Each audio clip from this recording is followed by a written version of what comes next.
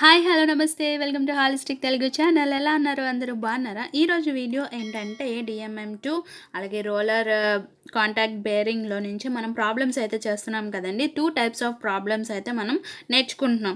Already reliability ఇచ్చినప్పుడు ఎలా చేయాలి అన్నది మనం తెలుసుకున్నాం. నెక్స్ట్ ఇండైరెక్ట్గా ఎలా చేయాలి అన్నది కూడా మనం తెలుసుకున్నాం. ఈరోజు వీడియో ఏంటంటే అస్సలు మిస్ అవ్వద్దండి. ఒకే ప్రాబ్లం అంటే ఒకే డేటా నుంచి ఇండైరెక్ట్గా ఎలా చేయాలి అలాగే డైరెక్ట్గా ఎలా చేయాలో ఈరోజు వీడియో అయితే నేర్చుకుందాం. సో ఈరోజు వీడియోని మాత్రం స్కిప్ చేయకుండా లాస్ట్ వరకు చూడండి. మీకు డిఫరెన్స్ అన్నది తెలుసుకుంటారు కంపల్సరీగా. అంటే ఒకే ప్రాబ్లమ్ని 2 విధాలుగా కూడా మనం చేయొచ్చు. ఏదైనా కరెక్టే, కానీ మనకి అక్కడ ఇచ్చిన దాని ప్రకారం మనం చేయాల్సి ఉంటుంది. అంటే అది డైరెక్ట్గానైనా చేయొచ్చు, ఇండైరెక్ట్గానైనా చేయొచ్చు. అందుకే నేను ఒకే మోడల్ని నేను డైరెక్ట్గా చేస్తున్నాను, అలాగే ఇండైరెక్ట్గా కూడా చేసి చెప్తున్నాను అనమాట, చాలా క్లియర్గా. మళ్ళీ స్కిప్ చేయటం వల్ల ఏంటంటే ఫార్వర్డ్ చేసి చూడటం వల్ల ఏంటంటే కొన్ని స్టెప్స్ అనేవి మిస్ అయ్యే ఛాన్సెస్ ఉన్నాయి. మీకు ఈరోజు వీడియో ఏంటంటే నేను కొంచెం ఫాస్ట్గా చెప్పడం అయితే జరుగుతుంది. సో కాబట్టి ఇండైరెక్ట్ మెథడ్ గురించి అయితే నేను ఆల్రెడీ ఒక వీడియో చేశాను. ఆ వీడియో అన్నది నేను డిస్క్రిప్షన్లో కానీ లేదంటే ఐ బాక్స్లో కానీ పైన ఐ బటన్లో కానీ నేను ఇస్తాను. సో అదొక్కసారి చూస్తే మీకు క్లియర్గా అర్థమవుతుంది అనమాట. సో ఇంక లేట్ ఎందుకు స్టార్ట్ చేసేద్దామా? వీడియో స్టార్ట్ చేసే ముందు నాదొక చిన్న రిక్వెస్ట్ అండి. వీడియో అయితే చూస్తున్నారు కానీ సబ్స్క్రైబ్ అయితే చేసుకోవట్లేదు. ప్లీజ్ అండి సబ్స్క్రైబ్ చేసుకోండి. అలాగే పక్కనే వచ్చిన బెల్ ఐకాన్ని కూడా ఓకే చేయండి. దానివల్ల ఏంటంటే నేను లేటెస్ట్గా పెట్టబోయే ప్రతి వీడియో యొక్క నోటిఫికేషన్ అనేది డైరెక్ట్గా మీ మొబైల్కి వచ్చేస్తుంది అనమాట. ఇంక లేట్ ఎందుకు స్టార్ట్ చేసేద్దాం.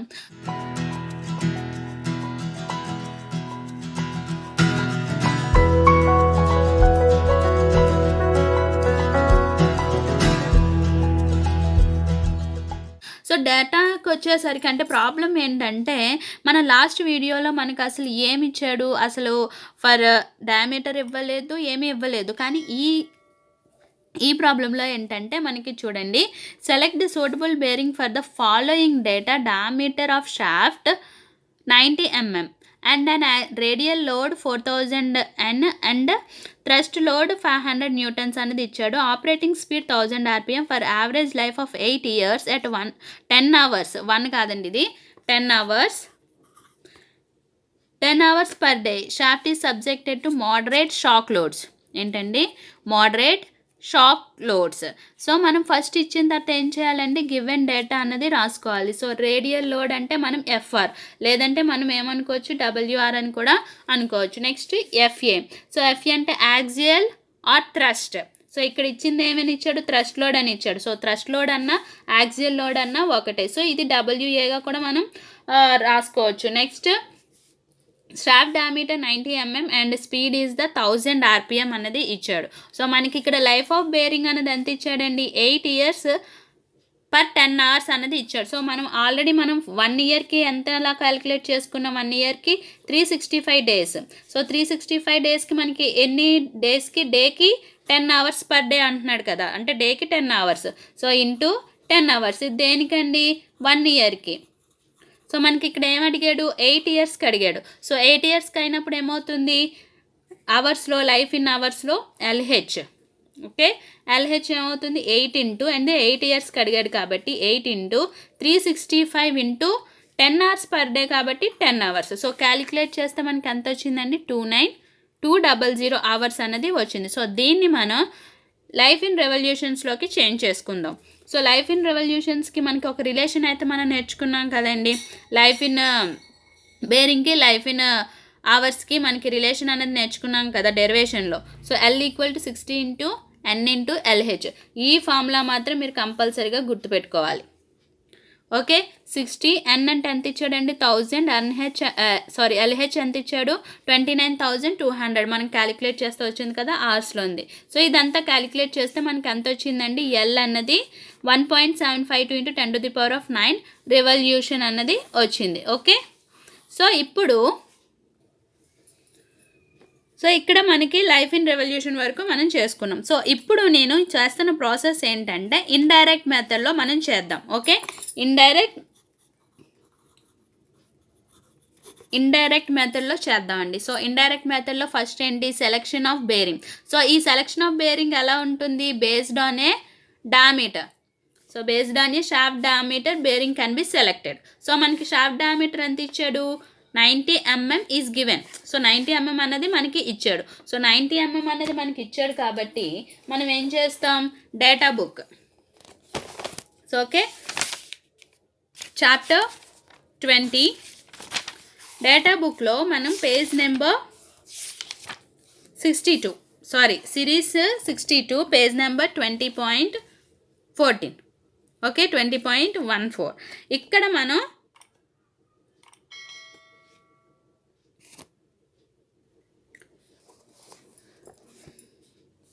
ఇక్కడ మనం డయామీటర్ని బేస్ చేసుకొని మనకి చూసుకోవాలి. సో డయామీటర్ ఎంత ఇచ్చాడండి, మనకి 90 ఇచ్చాడు. సో ఇక్కడ 50 వరకే ఉంది. సో నెక్స్ట్ పేజ్లో మనం 90 ఎక్కడ ఉందండి, సో ఇక్కడ ఉంది 90.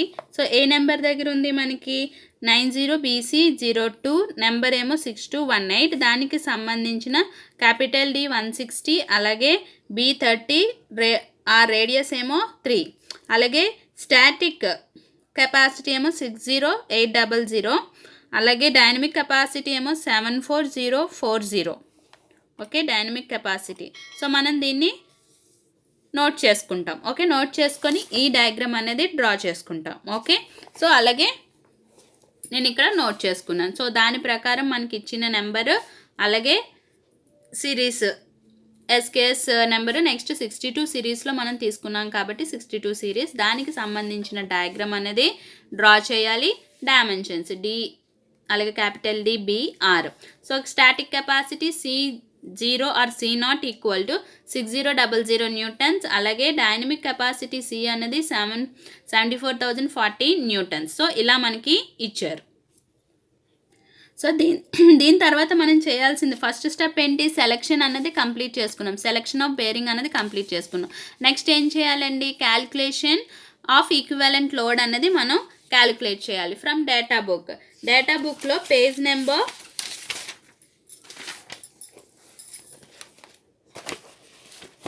'Equivalent load P equal to VXFR plus YFA into S. So మనకి ఇక్కడ V అంటే మనకి ఇక్కడ ఇచ్చేస్తాడు. మ్యాక్సిమం V అన్నది ఏమవుతుందండి, 1 అని తెలుసు కదా మనకి. So 1. So FR, FA radial and axial loads మనకి ఇచ్చేసాడు. So radial and axial load factors అన్నది మనం ఫైండ్ అవుట్ చేయాలి, అలాగే S అన్నది కూడా మనం ఫైండ్ అవుట్ చేయాలి. సో మనం ముందు ఫార్ములా రాసుకుందాం. సో ఫార్ములా ఇక్కడ రాసుకున్నాను. సో మనకి ఏ వాల్యూస్ కావాలి, ఆల్రెడీ V అంటే మనకి 1 అని తెలుసు, అలాగే X వాల్యూ తెలుసు, X వాల్యూ, Y వాల్యూ, అలాగే S వాల్యూ అన్నది మనం ఫైండ్ అవుట్ చేయాలి. సో FR, FA అన్నది మనకి ఇచ్చేసాడు గివెన్. సో ఓకే, మనకి ఇప్పుడు X అండ్ Y వాల్యూస్ కోసం పేజ్ నెంబర్ 20.8.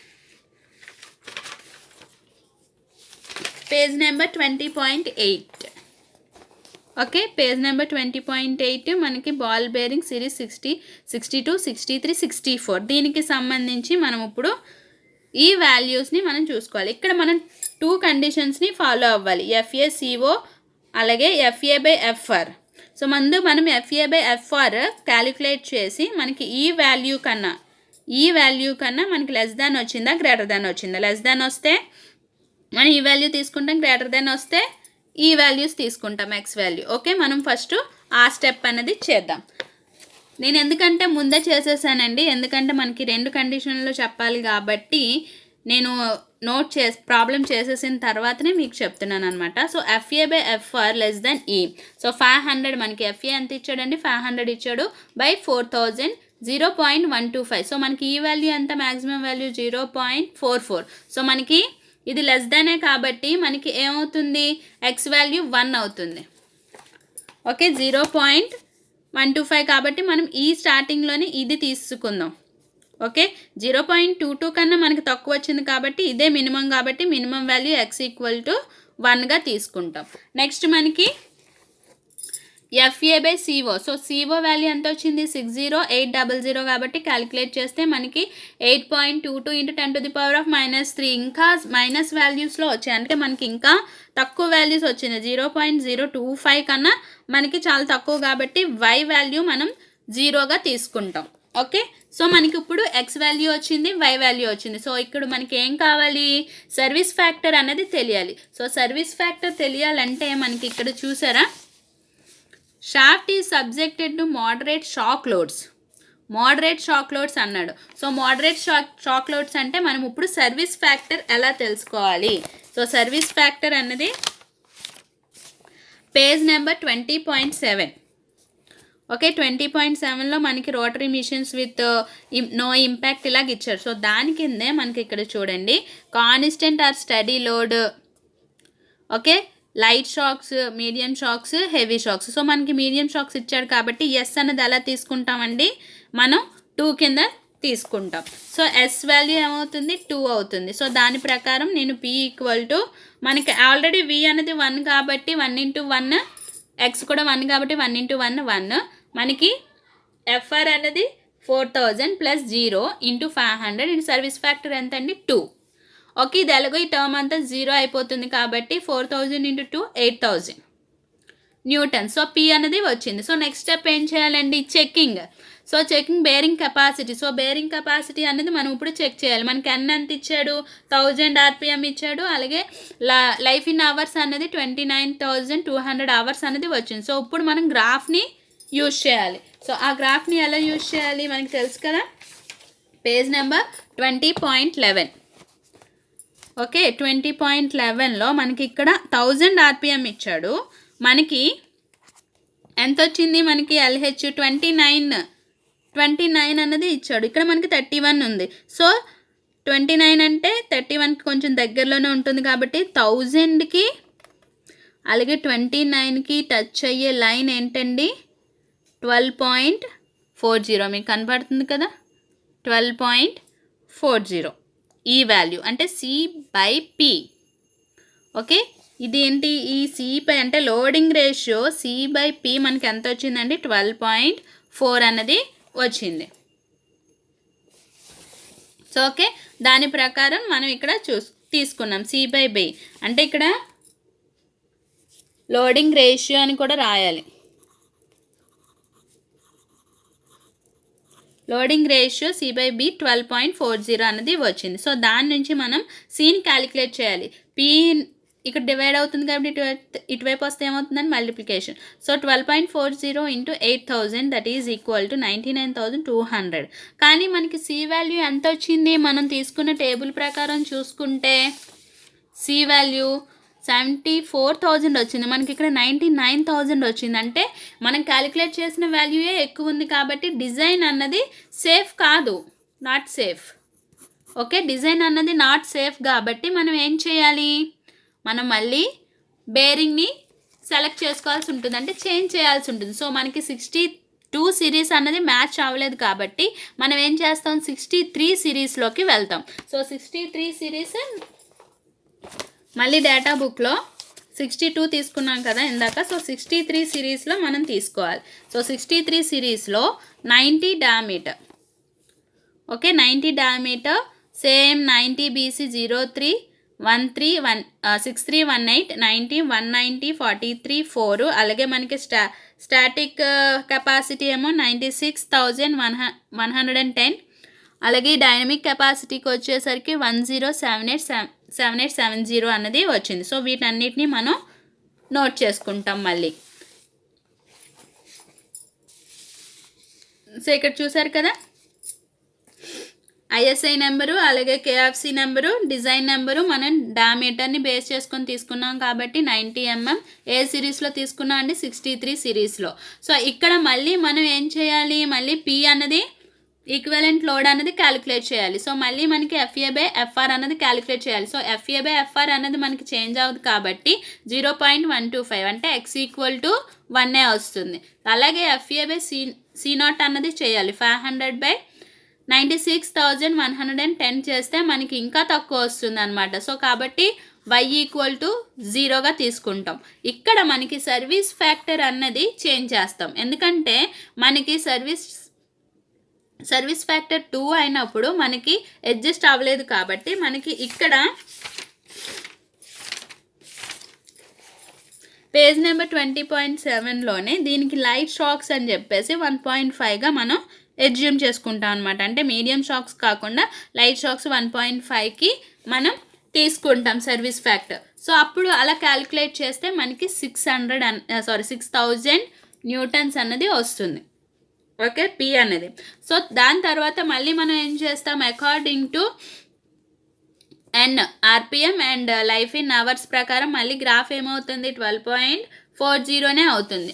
అప్పుడు C equal to 12.40 into 6000. So అప్పుడు మనకి ఎంత అవుతుంది, 74,400 అనేది వస్తుంది సి వాల్యూ. సో 74,400 అనేది మనం తీసుకున్న ఈ సి వాల్యూ కన్నా తక్కువ కాబట్టి డిజైన్ అన్నది అంటే బేరింగ్ డిజైన్ అనేది సేఫ్.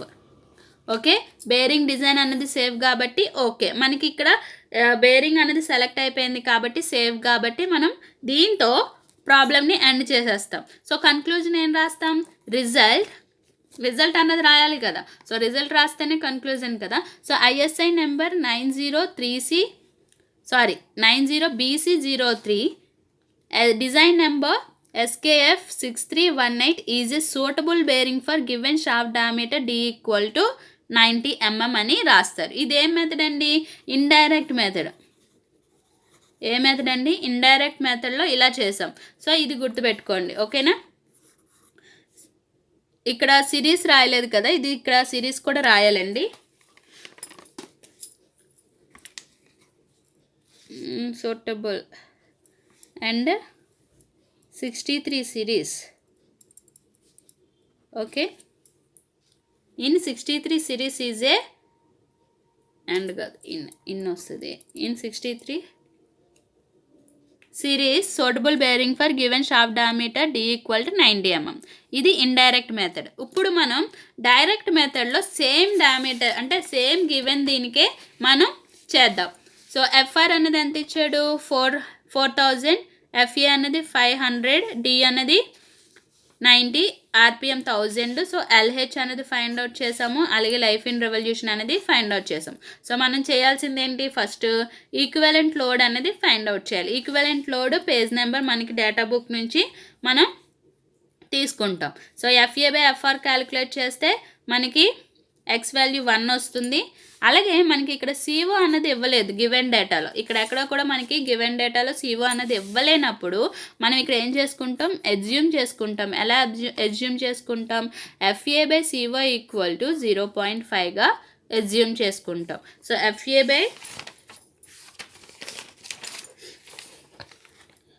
FA/CO అన్నది 0.5గా ఎజ్యూమ్ చేసుకున్నప్పుడు మనకి లెస్ దాన్లో వచ్చింది కాబట్టి X వాల్యూ ఏమవుతుందండి, 1 అవుతుంది. అలాగే Y వాల్యూ అనేది ఏమవుతుంది, 0 అవుతుంది.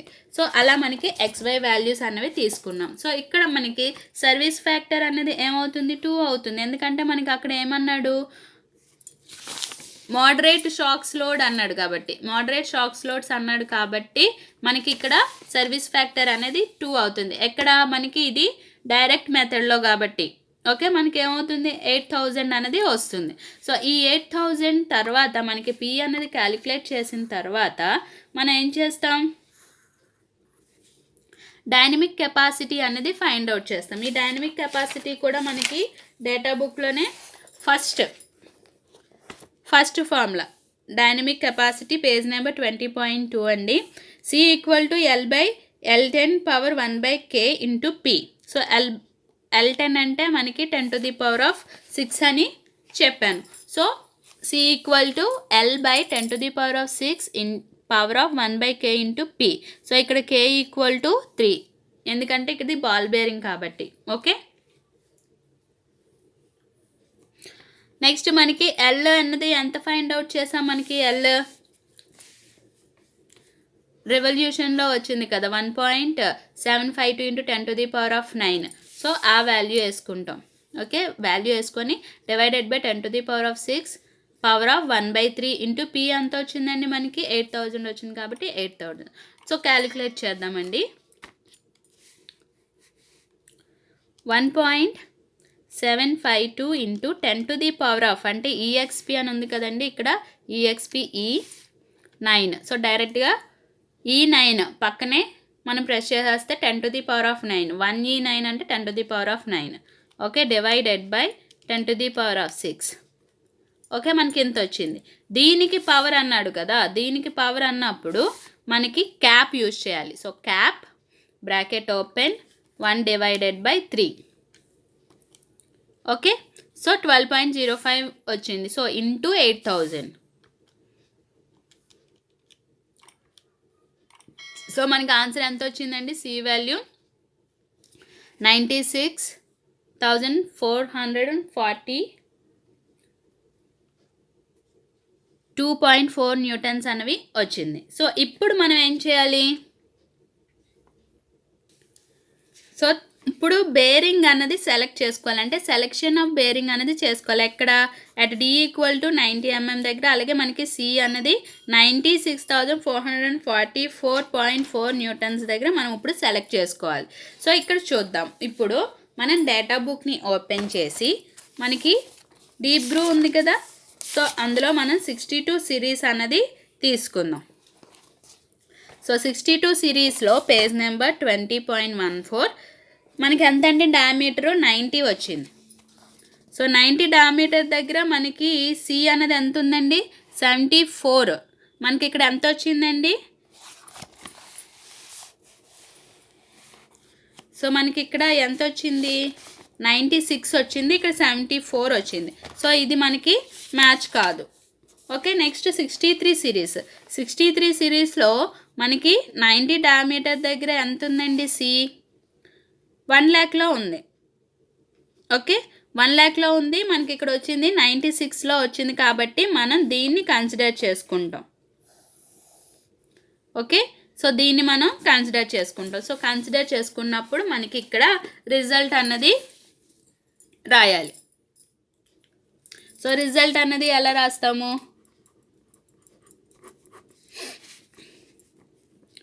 సో ISI నెంబర్ ఎంతండి? మనకి 90 BC03. అలాగే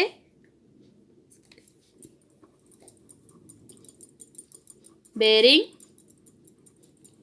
బేసిక్ డిజైన్ నెంబర్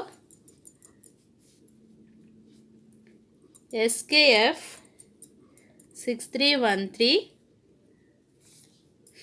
ఇన్ దేంట్లో 63 series. Okay, 63 series.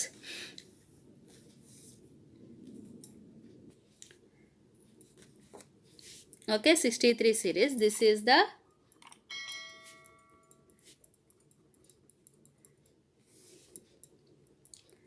suitable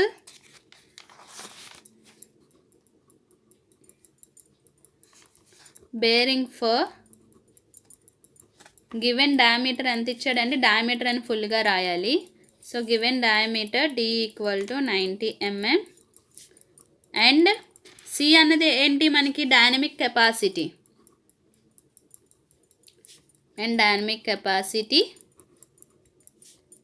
96,442.4 newtons. So ఇలా మనం రిజల్ట్ అన్నది రాయాల్సి ఉంటుంది. సో మనకి ఇక్కడ ఈ రిజల్ట్ సేమ్ 63 సిరీస్లోనే వచ్చింది. అలాగే ఇండైరెక్ట్ మెథడ్లో కూడా 63 సిరీస్ సేమ్ యాస్టీస్ అనేది వచ్చింది. సో మనకి ఇండైరెక్ట్లో చేసిన ప్రాబ్లం లేదు, డైరెక్ట్గా చేసినా కూడా మనకి ప్రాబ్లం లేదు. కాకపోతే డైరెక్ట్గా ఏంటంటే మనకి ఓన్లీ 1 2 లైఫ్ బేరింగ్ 4 స్టెప్స్తో అయిపోతుంది. ఇక్కడ ఏంటంటే చెక్ చేసుకోవాల్సి వస్తుంది. సో దీనికి కూడా డైరెక్ట్లో చేసినా కూడా మనం డయాగ్రామ్ అన్నది డ్రా చేయాల్సి ఉంటుంది. సో ఫ్రెండ్స్, ఇది ఈ వీడియో కనుక నచ్చినట్టయితే లైక్ చేయండి, షేర్ చేయండి, అలాగే సబ్స్క్రైబ్ చేసుకోండి. సబ్స్క్రైబ్ చేసుకోవడం మాత్రం మర్చిపోవద్దు. Thank you for watching.